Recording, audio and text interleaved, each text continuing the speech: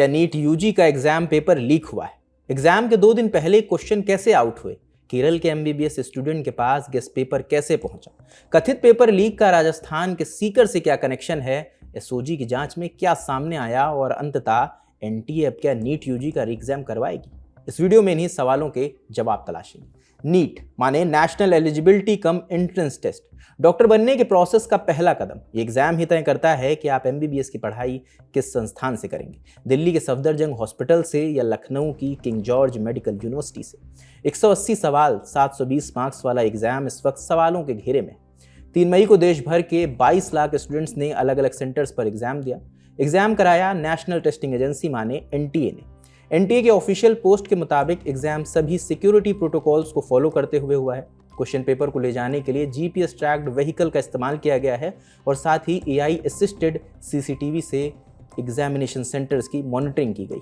लेकिन एग्जाम के 4 दिन बाद 7 मई को एनटीए को एग्जाम में धांधली की जानकारी मिली। अगले दिन एनटीए ने मामले की जानकारी सेंट्रल एजेंसीज को दी। राजस्थान एसओजी माने स्पेशल ऑपरेशन ग्रुप ने मामले की जांच शुरू की।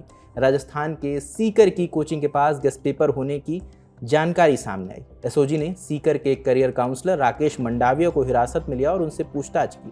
उनकी निशानदेही के चलते 12 और लोगों को हिरासत में लिया गया, उनसे भी पूछताछ की जा रही है। एसओजी की जांच के दौरान पता चला कि राजस्थान के चूरू का एक लड़का है जो केरल में एमबीबीएस की पढ़ाई कर रहा है। उसी ने सीकर के अपने एक दोस्त को गेस्ट पेपर भेजा था। इसी के बाद गेस्ट पेपर सर्कुलेट हुआ। बताया जा रहा है कि इसी गेस्ट पेपर से 140 सवाल हूबहू मेन एग्जाम में आए, माने जो 3 मई को हुआ है। ये गेस्ट पेपर हैंड रिटन था।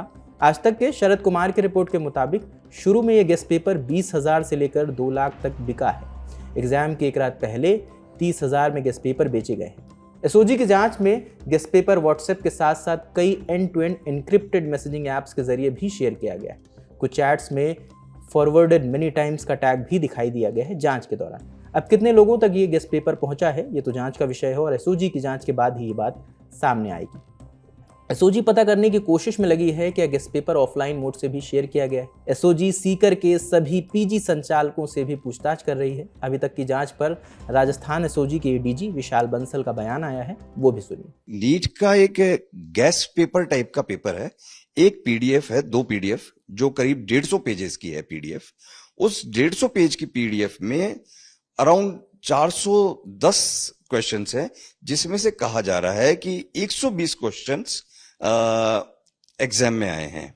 तो उसके बेसिस पे ये पीडीएफ पहले था कि 2 तारीख की रात को 3 को नीट का एग्जाम था, 2 को आई।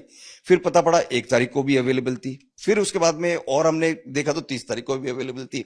अब पता पड़ा कि वहां के ई मित्र केंद्रों के पास में भी अवेलेबल थी और करीब 15 दिन महीने भर से लोगों को मालूम था कि ये चीज वहां पे चल रही है।